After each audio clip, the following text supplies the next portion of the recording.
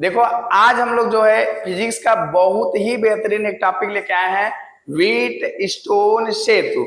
Wheat मतलब गेहूं, stone मतलब पत्थर और सेतु मतलब पुल। नहीं नहीं, ऐसा मत सोचो कि आज हम लोग जो है गेहूं पत्थर पुल पढ़ने वाले, ऐसा नहीं है। व्हीट स्टोन जो है एक साइंटिस्ट हैं, ठीक है। ये जो है एक ऐसा परिपथ बनाए थे, ठीक है। उस परिपथ के बारे में आज हम लोग क्या करेंगे, पढ़ेंगे। तो सबसे पहले फटाफट जान लेते हैं कि परिपथ कैसे बनता है। आओ तैयार करते हैं, देखो ध्यान से। आओ देखो यहाँ पे, ठीक है। पहले मान लो कि एक पॉइंट तुम्हारी ए है, यहां से एक तार निकल रहा है जिसमें प्रतिरोध लगा हुआ है, ठीक है। फिर ए जाता है मान लो बी तक, फिर इधर से यहां से भी प्रतिरोध लगा हुआ है, ए आता है कहां तक बेटा, सी तक। फिर इधर से एक प्रतिरोध लगा हुआ है, ठीक है। ए मान लो आता है डी तक, और इधर से एक प्रतिरोध लगा हुआ है ऐसे, ठीक है। और ये जाता है सी तक। मिला देते हैं, थोड़ा सा छोटा हो गया क्या, बड़ा बना लो। ऐसे फटाफट हो गई बात। और जो है इसको थोड़ा सा ऐसे अच्छा लगेगा, ठीक है। और आप इसको बना लो, यहां से एक लगा दो, यहाँ पे बैटरी लगा दो, फटाफट लगा दो यहाँ से बैटरी, और यहाँ से लगा दो कुंजी। अब इसको आप कर दो, मिला दो ऐसे। देखो मान लेते हैं कि AB के बीच जो प्रतिरोध है वो है R1, BC के बीच जो प्रतिरोध है वो है बेटा जी R2, और AD के बीच जो प्रतिरोध है उसको मान लो है R3, और DC के बीच जो प्रतिरोध है वो है R4। इतनी बातें समझ रहे हो, इतनी बातें। मतलब AB के बीच जो प्रतिरोध है, मान लो R1 प्रतिरोध लगाए हुए हो, BC के बीच जो लगाए हो R2 लगाए हुए हो, DC के बीच जो लगाए हो R4 लगाए हो, और AD के बीच जो R3 लगाए हो। और एक AD के बीच और जोड़, सॉरी एक BD के बीच और जोड़ देते हैं, ठीक है। एक फटाफट ऐसे, और इसको मान लो कि R5 है। होगी बात इतनी फटाफट। अब देखो बैटरी के जो प्लस वाला है, प्लस वाले से धारा निकलेगी, और इधर धारा निकल रही मान लेते हैं I, यहां तक भी आई मान लो I, लेकिन जैसे ही पॉइंट ए पर आएगी, बिंदु ए पर आएगी, इस पॉइंट पर आएगी धारा, यहां से धारा तो बढ़ जाएगी भाई। देखो दो तरह बढ़ जाएगी यहां से धारा। तो मान लेते हो कि मान लेते हैं कि जो इधर धारा चल रही है, जो AB में धारा जा रही है वो है I1, और जो AD में धारा जा रही है वो क्या है बेटा जी, I2 है। हो गई बात इतनी, ठीक है। अब देखो ध्यान से, जैसे ही आप B तक जाओगे तो यहाँ पर भी धारा बटेगी, क्योंकि तीन तरह से निकले, यहाँ पे तीन तार निकले हुए हैं। तो मान लो कि जो BD में धारा आ रही है वो है बेटा जी आपकी I3।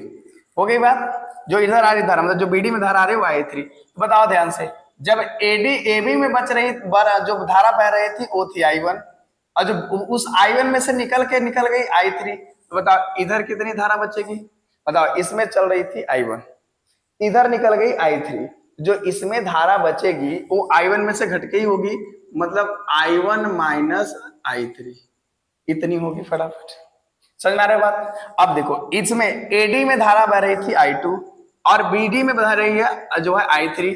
जब दोनों आएंगी तो ये आपके D पर मिलेंगी, तो इसमें धारा बने, मतलब जो DC में धारा बहेगी वो होगी I2 प्लस I3। हो गई बात।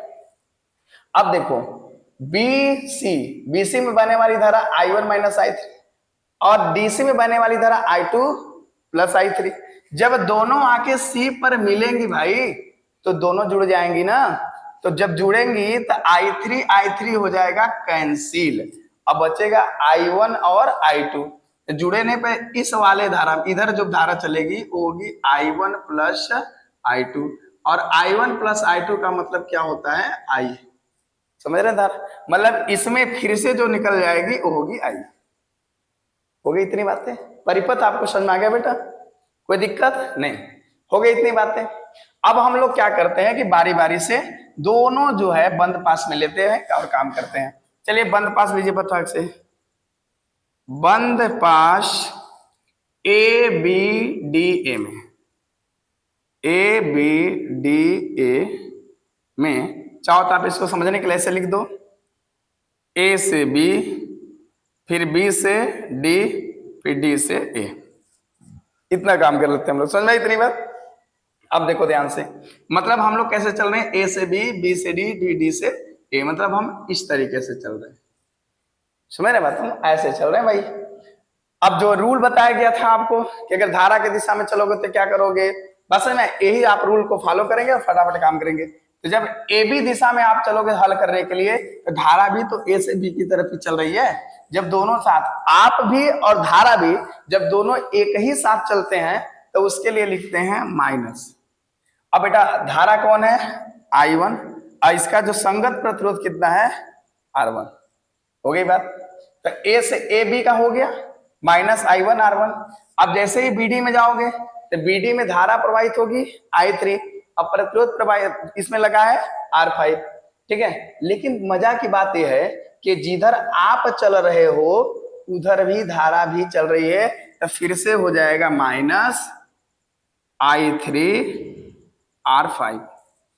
हो गई बात इतना बेटा। अब क्या करते हो, फिर ए से गए बी, ए से गए पी, फिर बी से गए डी, बी से गए डी, जिधर धारा उधर तुम चल रहे थे इसलिए लिख दिया माइनस। फिर जाते हैं डी से ए में। जब तुम डी से ए में जाओगे तो देखो धारा चल रही है ए से डी और तुम जा रहे हो डी से ए, दोनों एक दूसरे के अपोजिट चल रहे हो यहाँ पे। तब क्या होगा भैया, यहाँ पे लिखेंगे आप प्लस, और क्या हो जाएगी I2 R3 बराबर क्या होगा 0। हो गई इतनी बातें। अब हम मान लेते हैं कि यदि I3 बराबर 0, मतलब ए मान लो कि जो तुम्हारी I3 मतलब जो BD है परिपथ उसमें धारा प्रवाहित नहीं हो रही है, तो जब बेटा I3 0 मानोगे तो ए वाली पूरी वैल्यू तुम्हारी हो जाएगी 0। समझ रहे हो, ए वाली पूरी वैल्यू क्या हो जाएगी 0। ए जो आपकी पूरी वैल्यू है ए हो जाएगी 0। जब ए हो जाएगी 0 तो ध्यान से समझो अब क्या होगा। तो बेटा जब उसको पक्षांतर करोगे तो माइनस का क्या हो जाएगा प्लस। तो आओ इधर देख लेते हैं फटाक से। देखो पक्षांतर कर दो, इसको उधर लेके चले जाओ तो क्या मिलेगा यहाँ पे आप I1 R1 बराबर क्या मिलेगा बेटा I2 R3। अब तुम यहां से I एक तरफ कर लो और R एक तरफ कर लो, तो भाई सब क्या होगा, I इधर जाएगा तो इसके बटे हो जाएगा और R1 उधर जाएगा तो उसके बटे हो जाएगा। तो क्या मिलेंगे यहां से देखो I1 बटे I2 बराबर R3 बटे R1। क्या इतनी बातें आपको समझ में आ गई। देखो I1 अपने जगह पे है, इधर जो I2 और R3 मल्टीप्लाई में, जब ये इधर आएगा तो क्या हो जाएगा I1 बटे I2। अब R1 जो है देखो इधर जो मल्टीप्लाई में उधर जाकर डिवाइड हो जाएगा, तो इधर हो जाएगा तो इस तरफ जब R1 उस तरफ जाएगा तो क्या हो जाएगा R3 बटे R1। ये बन गया क्वेश्चन नंबर फर्स्ट। अब ऐसे ही जो है हम लोग इस वाले परिपथ में लेते हैं, तो इसमें भी मान लो कि हम ऐसे ही चल रहे हैं, तो देखो ध्यान से ले लो बंद पाश किसमें बेटा जी DBCD में, DBCD में आपको भी समझना है तो ऐसे ही समझ लो, D से B फिर B से C फिर C से D ऐसे।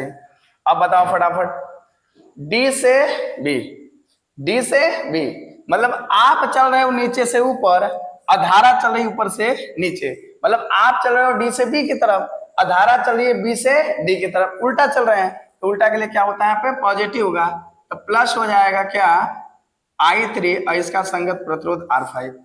अब देखो चल गया D से B, अब चलना है B से C। अब चलो B से C, जब B से C चलोगे बेटा तो बताओ इसमें धारा प्रवाहित हो रही है I1 माइनस I3 और इसका संगत प्रतिरोध क्या है R2।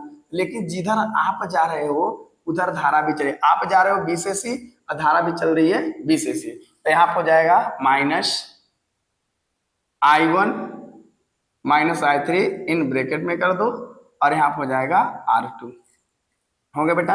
अब देखो अब आप किधर जा रहे हो C से D, आप चलो C से D, आप चल रहे हो C से D, धारा चल रही है D से C, उल्टा चल रहे हो, तो उल्टा जब चलोगे तो यहाँ पे क्या हो जाएगा प्लस हो जाएगा, जैसे यहाँ पे प्लस हुआ तो यहाँ भी हो जाएगा। तो क्या हो जाएगा बेटा, इसमें धारा है I2 प्लस I3 और यहाँ पे इसका संगत प्रतिरोध हो जाएगा R4 बराबर 0। फिर वही काम कि मान लेते हैं यदि I3 बराबर क्या है 0 है, जब तुम I3 0 करोगे बेटा तो ए वाली भी वैल्यू क्या हो जाएगी तुम्हारी 0, ए वाली पूरी वैल्यू हो जाएगी 0। यहाँ पर भी जो है आप इसकी भी वैल्यू क्या हो जाएगी 0, और यहाँ पर भी वैल्यू हो जाएगी 0। तो बचेगा क्या यहाँ से देखिए -I1R2, बेटा ये वैल्यू हो गई 0, माइनस के बच्चा लगे -I1R2, ठीक है। अब प्लस ये भी वैल्यू हो गई 0, ठीक है, ये तो हो गई 0 ना, ये भी तुम्हारी हो जाएगी 0। तो यहां से बचेगा प्लस I2R4 बराबर 0। इसको उस तरफ लेके जाओ तो I1R2 बराबर I2R4 मिलेगा क्या बेटा बराबर बताओ। तो अब वही काम फिर से धारा धारा एक तरफ कर लो, प्रतिरोध प्रतिरोध एक तरफ कर लो, तो क्या मिलेगा यहां से I1/I2 बराबर, ठीक है, देखो I1 I2 इस तरफ आएगा तो इसके डिवाइड हो जाएगा, फिर R2 इस तरफ जाएगा तो R4 बटे क्या मिल जाएगा R2। ए बन गया तुम्हारा समीकरण नंबर 2। अब इतना बना लो फटाक से, पहले इतना जो है आप इसके साथ ले लो, इसको अच्छे से उतार लो, फिर जो है आगे हम करते हैं फटाक से।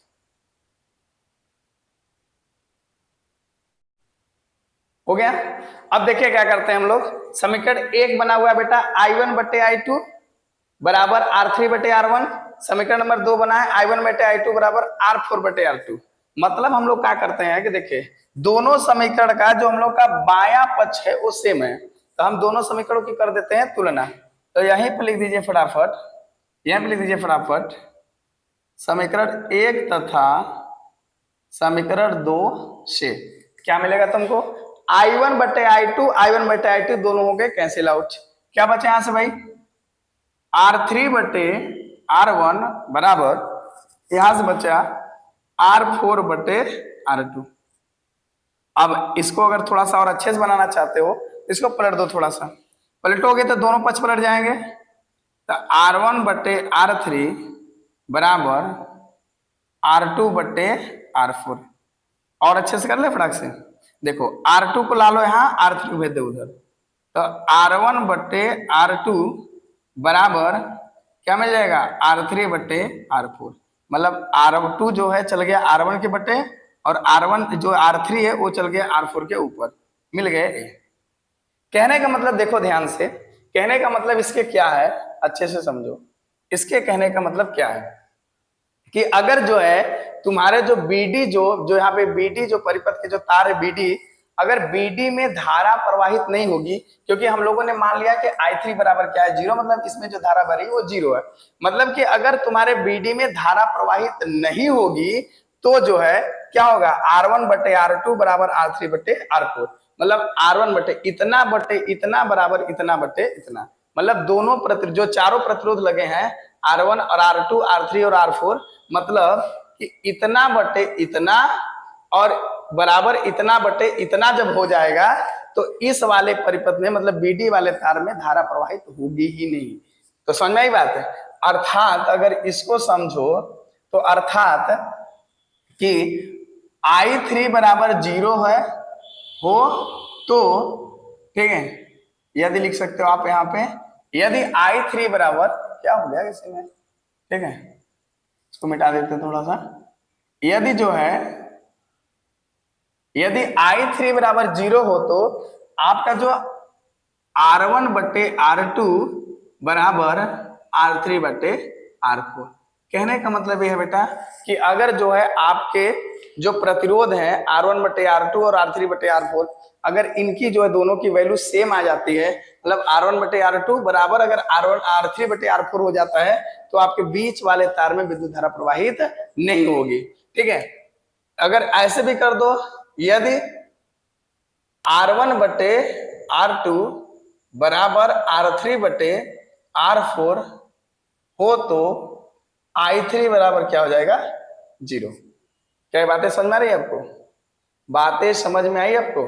हाँ, तो इन दोनों को समझने की कोशिश करो थोड़ा सा, देखो ध्यान से। कहने का मतलब क्या है कि अगर R1/R2 बराबर R3/R4 आ जाता है तो आपके जो है BD धारा में, जो BD आपका तार है बीच वाला लगा है, इसमें धारा प्रवाहित नहीं होगी, ठीक है। और अगर इसमें धारा प्रवाहित नहीं होगी तो ये सब क्या होंगे अनुपात में बराबर होंगे। ये दोनों का मतलब कहने का एक ही है, ठीक है, तो पूरी बात आपको समझ में आ गई बेटा, वी ट्यूशन से तो समझ में आ गया। अगर इस समझ में आ गया हो तो चलो ठीक है, अब जो है आज वी ट्यूशन से तो आपका कंप्लीट हो गया। ठीक है, फिर मिलते हैं नेक्स्ट वीडियो में।